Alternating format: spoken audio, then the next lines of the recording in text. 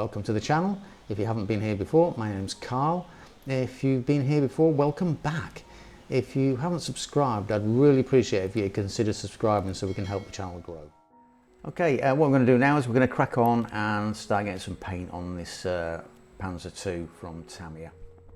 Right, what we're going to do is we're going to get some primer down, and I'm using Vallejo black primer. So basically I've committed myself to black basing. I'm doing the inside of the hull as well because I'm thinking to myself that I want the turret open, and if you look past the commander you'll probably be able to see inside the tank, and I didn't want it to look unfinished, as it were. It'll sort of just look dark inside, which will be quite cool. So what I'm doing is I'm just going over lightly over everywhere with this black Vallejo primer.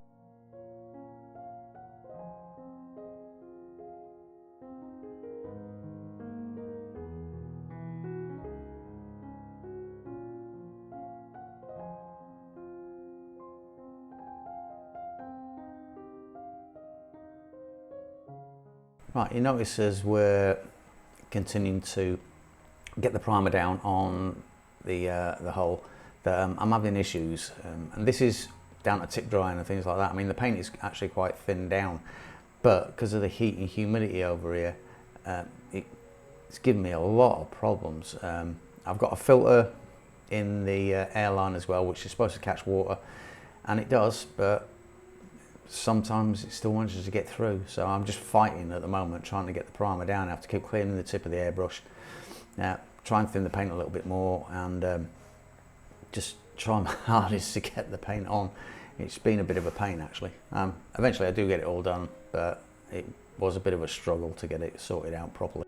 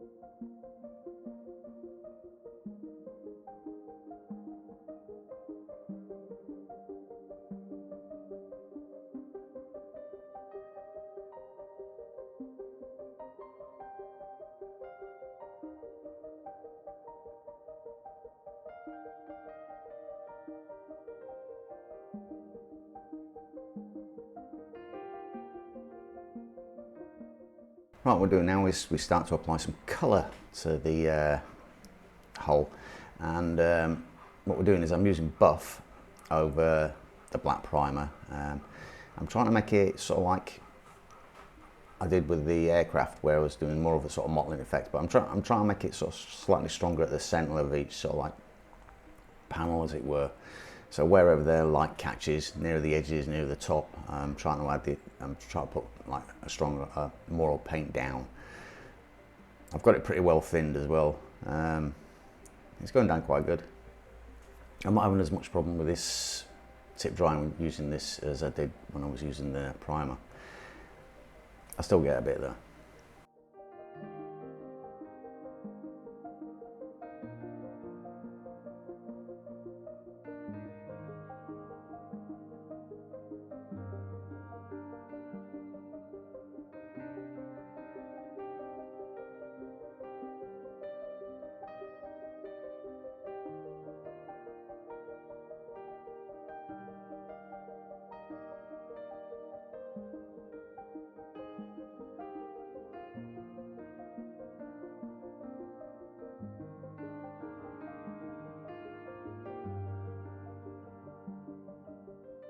Right, what I'm done now is I'm changing colour to more of a yellow ochre. Well, actually it is yellow ochre.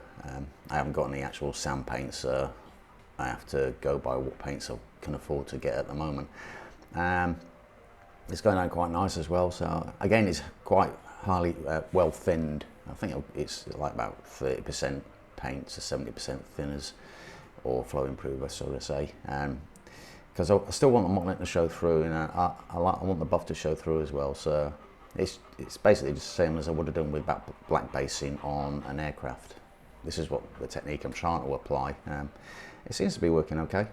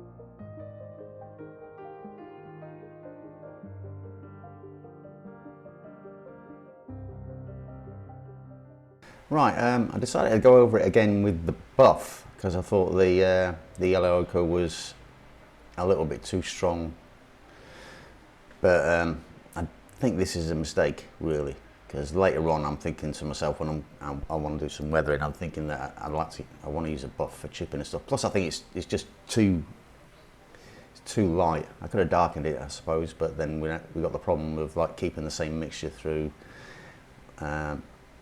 all the spraying that I need to do with this. So I think what I'm going to do later on is thin down some yellow ochre, so it's probably 80% thinner, maybe even more, just to use it as a filter over the top of this.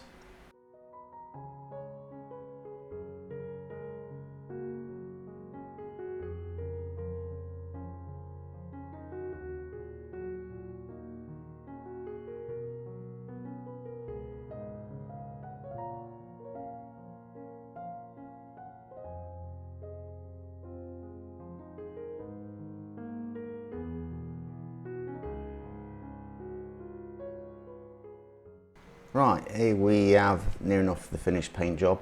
I mean, it's looking okay. I like the effect that's coming through it. It is how I wanted it, but it's just not dark enough really. So I'm thinking like that yellow ochre filter will do a better job. I also painted the commander.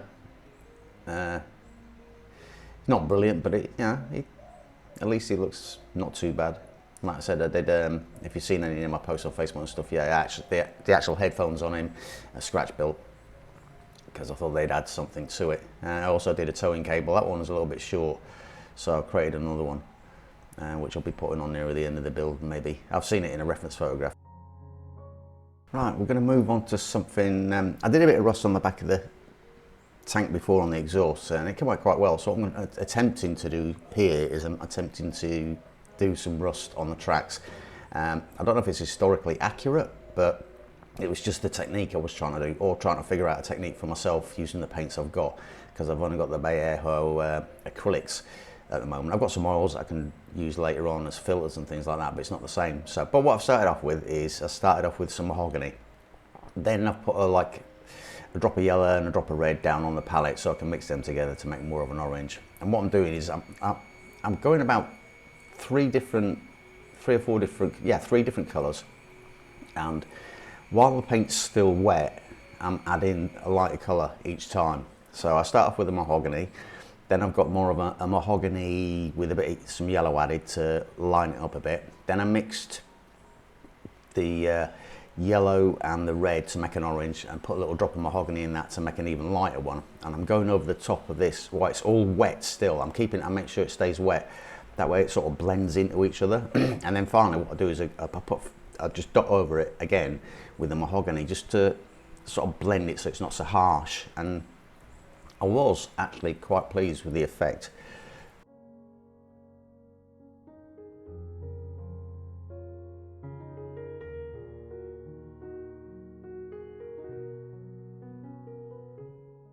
So what I'm doing now is I'm just adding a little bit of dry brushing on the parts where there's going to be friction, and I'm using Vallejo steel.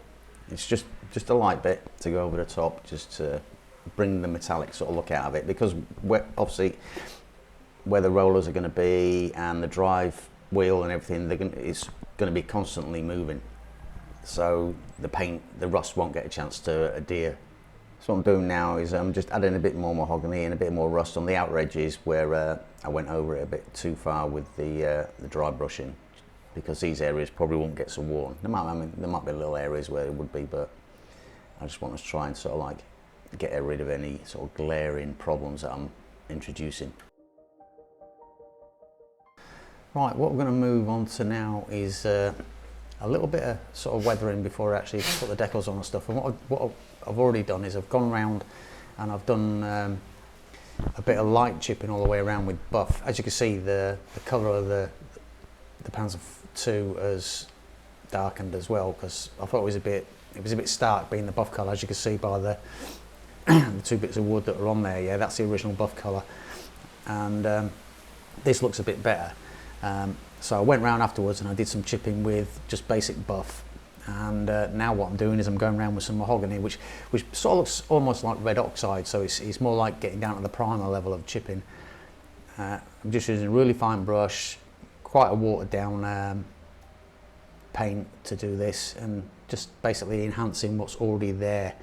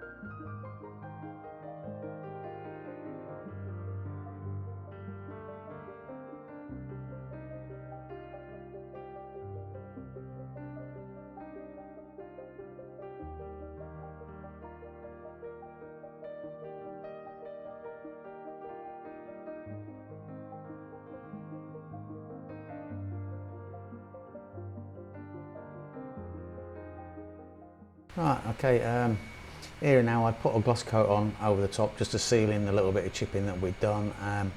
I also put a little bit of like sag on the tracks, not too much.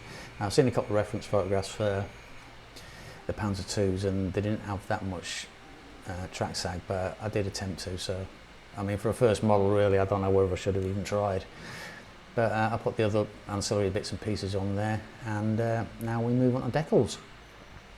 So the first one I'm going to do is just stick on the R, then the 06, so basically it's, you know, the identification number, and they went on quite well. Now, considering the Tamiya decals, I was expecting them to be a lot thicker than they are. They went down quite easy.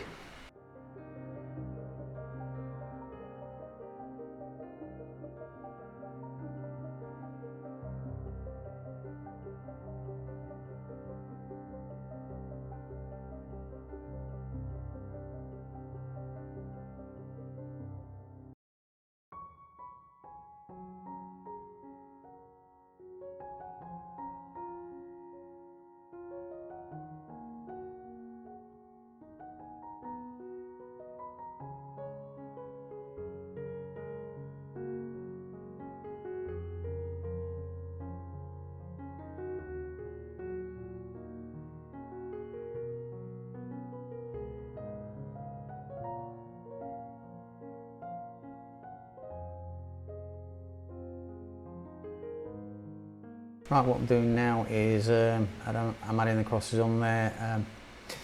I'm going through the usual routine. I'll start off with using microset to put all these down. Like I said, they went down quite nice and easy. But once I'd got them all down, because there weren't that many decals really, I think it was about 9 I put on there. After that, I left them maybe 20 minutes once I'd got them all on, and then I went over them again with some microsol just to bed them in a little bit more, see if we can sort of like soften up and bed in the carrier film.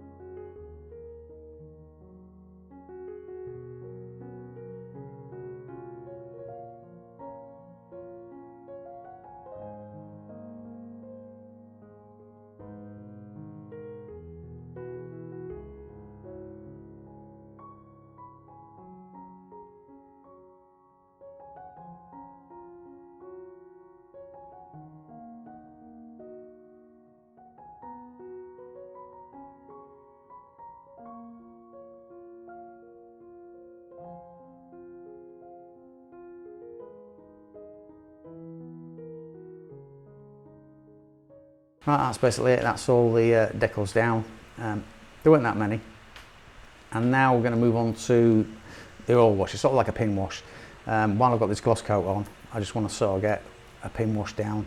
I'm just using artist oil paints with an odorless thinner. I think I'm using burnt umber and a bit of black in there. I didn't want complete black. I wanted it to look as if there's a bit of dirt in the crevices and, you know, and the hatches and the hinges and things like that, and in between the tools and stuff, but I didn't want it sort of to go everywhere.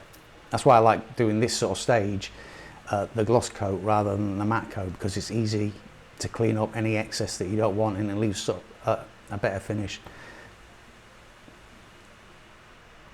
So now what I'm doing, like, see, go between the tool handles, it makes the tools pop doing that. A little bit heavy around the texture on, you know, where the anti-skid texture that you've got on there as well. I put a bit around the wheels. I mean, basically anyway you think a bit of grime will gather, just drop a little bit of, all it is like a dot. You just put a dot in there and capillary reaction will send it around most of the area that you want it to go around.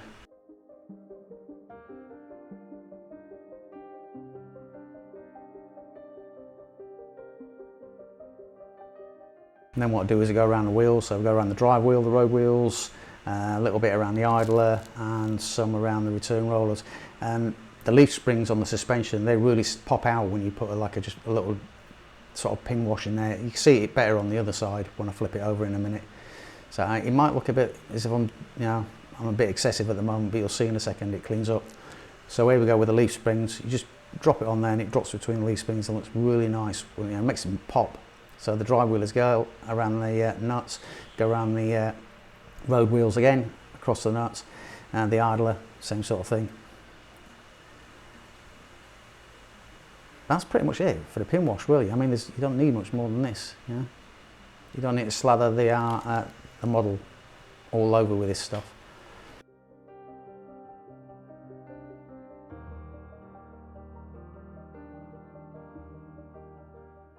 Right, what I'm going to do now is, I'm going to do a little bit of clean up.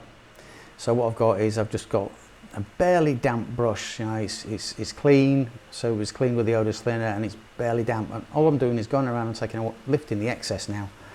So any sort of like areas where I've got like it's pooling, the brush will just suck it up.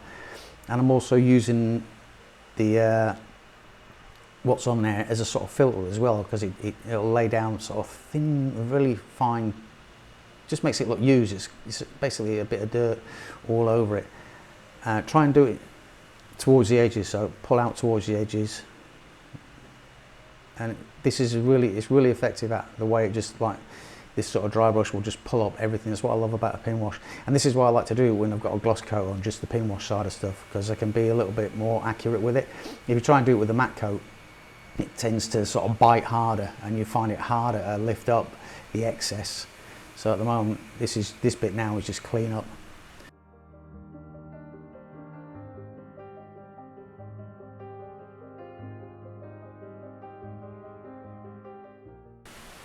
And as you can see with the wheels, you've just got to barely touch the wheels, and it just lifts anything that's pulling towards the bottom of the wheels. So it just comes straight up, just a dry brush, and there's, barely moistened, and it just lifts all the excess from anything that's pulled anywhere.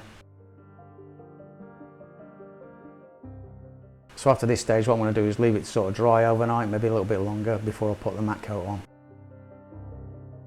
Right, what we're going to do now is we're going to move on to sort of the main oil wash that I want to do, that's going to give me the sort of sandy, dusty effects. And I'm just using normalised oils. They're not expensive, and I'm also using some odorless thinner, where I sort of make the wash up. Right, I've got sort of like a buff colour, sandy colour sort of thing, and I'm being pretty liberal with it. I'm just splacking it around all over the place, trying to get it in all the little crooks and crannies, anywhere that like dust and sand that collects and stuff like that. I'm not too worried about getting it on fairly heavy, because I know with the thinners and everything else I can just lift off what I want, and also anything that I want left behind, I can use a sort of like a dusty filter and make it look as if the tank's sort of covered in dust.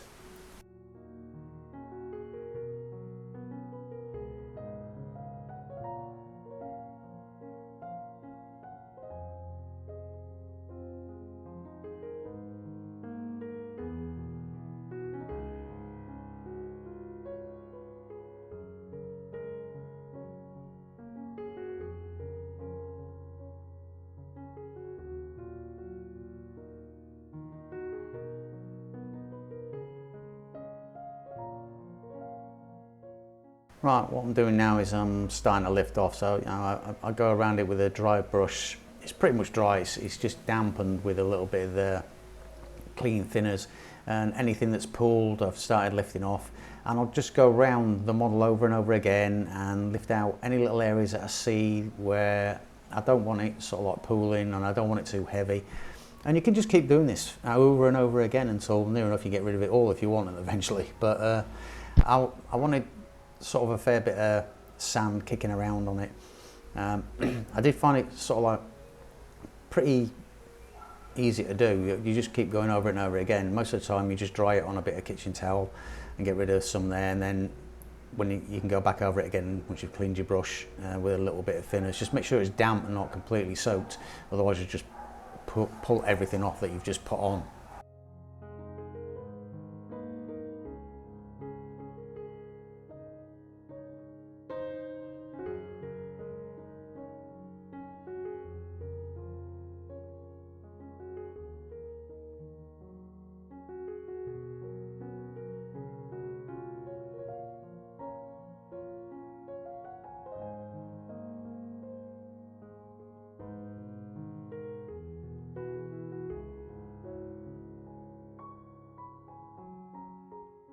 And once you've got to the end of that, what you can start doing is you can start using any of the residue as a sort of a filter, like on the side of the turret as we go around. It looks like almost like the streaks going down the side, and I sort of love that sort of effect. And you can just keep fettling it until you get it sort of like how you like.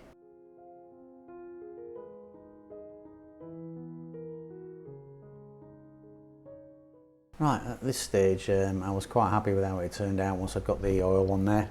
I let it dry, and it did look sort of like pretty sort of dusty and weathered, and I was quite happy. I'd also used some burnt sienna and did the wood parts, like the tool handles.